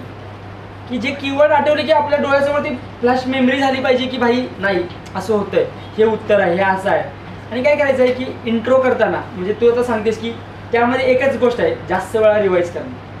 की जितक्या वेळ तू जास्त रिवाईज करेल तितक्या वेळ जास्त लक्षात राहील. लक्षात राहत नसेल तर लिहून काढ. लिहून काढून जरी लक्षात नसेल तर डोळे झाकून मेमराईज करायचा प्रयत्न कर, की आठवायचा प्रयत्न कर की हां असं असं आहे तसं तसं आहे. त्या थोड्याशा ट्रिक्स आहेत की आपले बघा कोणीही काही बी म्हणतोय रट्टा मारतोय रट्टा मला मार्क मिळवायचे. तुमची स्टाईल प्रत्येकाची वेगळी असू शकते. कसं आहे रट्टाचं वगैरे कसं निगेटिव्ह टिंज झाले की काय रट्टा मारा काय करायचं, कुणाला काय म्हणायचं काय फरक, मार्क पडतात संपला विषय, मला मार्क मिळवायचे. तिथं कोण सांगणार नाही रट्टा मारून पास झालाय म्हणून, नंतर काय सांगणार की पास झालं एवढंच सांगणार आहे. सो तुम्ही कसं पास होते काय देणे नाही, पास होणं महत्त्वाचं आहे. सो एवढंच की काय रिव्हिजन कमी पडते, आठवत नाही तर रिव्हिजन कमी पडत्या, कॉन्फिडन्स लो आहे. मला काय म्हणायचं होतं की ज्यावेळेला आपल्याला एखादं क्वेश्चन कळत नाही त्यावेळेला आपण प्रिपरेशन करतो, त्यावेळेला आपण शिक्षकांना विचारू शकतो की बाबा हा क्वेश्चन कसा आहे, किंवा आपण कुठला तर गायडन्स म्हणून आपण हे करू शकतो. पण ऍक्च्युअली जेव्हा पेपरच्या वेळेला लिहितोय त्यावेळेला जर प्रश्न समजण्याचं उत्तर कसं आहे, सगळ्यात महत्त्वाचं म्हणजे प्रश्न समजून घेण्यासाठी एक काय की प्रश्नाला ब्रेक करा. काय करतो आपण युपीएससी आता काय करायला लागल्या, इंट्रो काहीतरी देत्या म्हणजे सुरुवात काहीतरी करून देत्या आणि नंतर क्वेश्चन काहीतरी वेगळा द्यायचा असतो. सो हे काही की ते कॅमोफ्लॅज करत्या की मग आपण काय करतो की सुरुवातीला जे विचारतो त्याला अनुसार उत्तर द्यायला चालू करतो, मार्क मिळतात 0. हे नाही आहे ना. मग हे समजून घेण्यासाठी काय करायचं, तुम्हाला प्रॅक्टिस करायचं की जोपर्यंत ती मसल मेमरी हाताला तयार होत नाही, म्हणजे ब्रेनची मेमरी तर तिथे का उपयोगाला इथे नाही त्या माहीत नाही, पण मसल मेमरी हाताला म्हणजे हाताला झाली पाहिजे सवय की काय विचारले कळलं पाहिजे, कीवर्ड्स गोल केले पाहिजे की क्वेश्चनमध्ये काय कीवर्ड्स आहेत किंवा विचारायचे काय हे समजलंच पाहिजे. आणि हे कधी समजणार नाही, प्रॅक्टिस शिवाय समजणार. आणि ते कसं आहे की इंटरव्ह्यूमध्ये ना तुम्हाला खूप इन्फॉर्मल बनवलं जातं, खूप म्हणजे इतकं तुम्हाला कम्फर्टेबल केलं जातं. काढायचंच ना सगळं. मॉकमध्ये वगैरे आपण गेलेलो असते ना त्यावेळी कसं असतं आपल्याला माहिती आहे की थोडे फॉर्मल वगैरे बनलेलं असते, मग आपण लपवून ठेवायचा प्रयत्न करतोय. युपीएससी तुम्हाला काय करतं, तुम्ही स्पेसिफिक किंवा एक कोणते इंटरव्ह्यू पॅनल वगैरे असेल जे की ॲक्च्युअली असतं ते तुम्हाला इतकं कम्फर्टेबल, हां सर आइए, हां सर बैठिए, सर पाणी चाहिए, हां सर पाणी, चाय बोल दो सर, इतकं भारी कम्फर्टेबल. हां सर आप कैसे आहे, कितने बजे आए थे, अरे इतना वेट करना पड़ा क्या आपको. हे सगळं ते इतकं फील करून देते की अरे भाई आता कोणता आपला मित्रच बोलावा नाही. सो मग कसं आहे की जोपर्यंत म्हणजे डॅफ वगैरे भरताना पण तुम्ही नॅचरल गोष्टी भरणार नाहीत. जर एखादी आर्टिफिशियल गोष्ट बसली, समजा तुम्ही बनवली, आता म्हणलं की आता मला पुस्तकं वाचायला आवडतात, सांगितलं नाही हां मग ते विचारतात कोणती पुस्तकं वाचली, काय शिकला त्यातनं, आणि अरे मग हे तर तुम्ही काहीतरी वेगळंच सांगायला लागलाय की म्हणजे काय ते काय करायला लागलेत की तुम्हाला शब्दात पकडवायचा प्रयत्न करायला लागलेत आणि आपल्याला त्यांना शब्दात पकडायचं. आपण काय करतो, हां सर हे माहीत, हे असं आहे की मला माहिती आहे, आपण काय करतो फेकायचा प्रयत्न करतो. नाही आहे sir, sorry sir I am not aware about it. काय दाखवतोय, तुम्हाला हंबलनेस दाखवतोय, पोलाइटनेस दाखवतोय, sorry sir I will read about it. या गोष्टी काय सांगतात की तुम्हाला येत नाही, तुम्ही येत नाही म्हणून सांगताय, तुम्हाला येतं आहे तर येतं आहे म्हणून सांगताय, तुम्हाला वेळ पाहिजे तर. आणि काय करतंय काही काळ काय करतो आपण की सर शाल आय टेक सम टाईम असं म्हणतं, त्यांना काय वाटतं की हां थोडा विचार करून उत्तर देतो. ठीक आहे, ही ओएल क्यू आहे, इमिडिएट उत्तर देणं आपलं काम नाही. आपलं उत्तर देणं ते प्रोसेस करणं, ते सांगणं, स्ट्रक्चर्ड वेनं आन्सर सांगतो. हां स्ट्रक्चर्ड वेनं आन्सर सांगतो. छोट्या छोट्या गोष्टी आहेत की बाबा की करू शकतो आणि ज्या करायला पाहिजेत. हेच की जे सिलेक्टेड होतात आणि सिलेक्ट होत नाहीत, मला मार्क कमी पडले चांगले पडले, यांच्यामागचं कारण हेच आहे की जे अजून थोडं कॅज्युअल वेनं मी बोललो, ते थोडं अजून स्ट्रक्चर्ड वेनं सांगू शकलो असतो तर अजून थोडे मार्क पडले असते. लँग्वेज वगैरे खरंच म्हणजे language is just a medium of expression. तुम्हाला तिथं तुम्ही इंग्लिशमध्ये विचारलं, हिंदीमध्ये बोलाल. खूप एका MP च्या मुलग्याचा माझ्या आधीचा इंटरव्ह्यू होता, इंग्लिश त्याचं मीडियम आहे, इंग्लिश मेन्स आहे, सगळं CBSE झाले, उत्तर विचारायला चालू केली हिंदीमध्ये, क्वेश्चन विचारायला चालू केली हिंदीमध्ये, ते हिंदीमध्ये विचारलं ते इंग्लिशमध्ये उत्तर द्यायला लागतं. असं काही फरक नाही पडत आहे. सांगायचा उद्देश काय की तुम्ही कोणत्याही भाषेमध्ये तुम्ही अडखळताय, तुम्हाला वेळ हवा आहे, काही त्या गोष्टीने तुमच्या गोष्टी कोणत्याही चेक नाही होणार आहे. त्यांना काय पाहिजे की त्यांना जे हवं आहे ते घेतात तुमच्याकडून.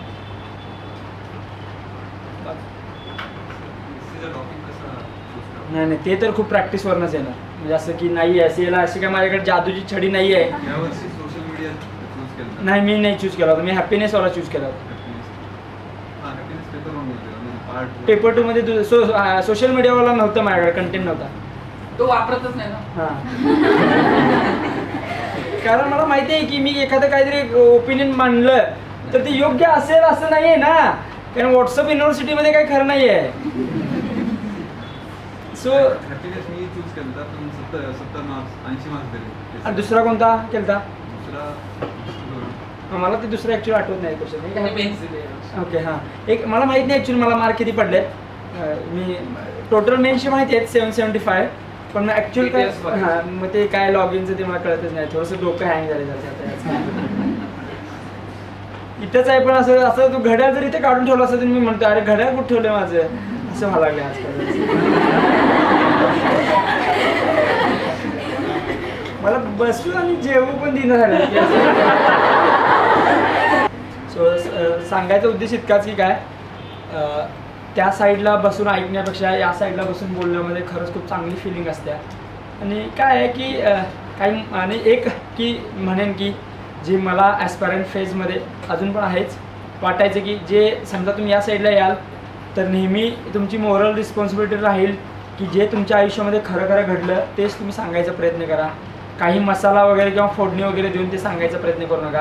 कारण या साईडला आल्यानंतर तुमचं जी गोष्ट आहे ती प्रमाण मांडली जाते असं मला वाटतं. सो मग ते तुम्ही पुढचं मोरल रिस्पॉन्सिबिलिटी ॲस्पायरंटच्या वतीने तुमच्यावर असली पाहिजे असं मला वाटतंय. सो जे की मी प्रयत्न करतो की जे काही घडलं जे की करायला पाहिजे की करू शकलो असतो या गोष्टी फक्त सांगायचा प्रयत्न करतो.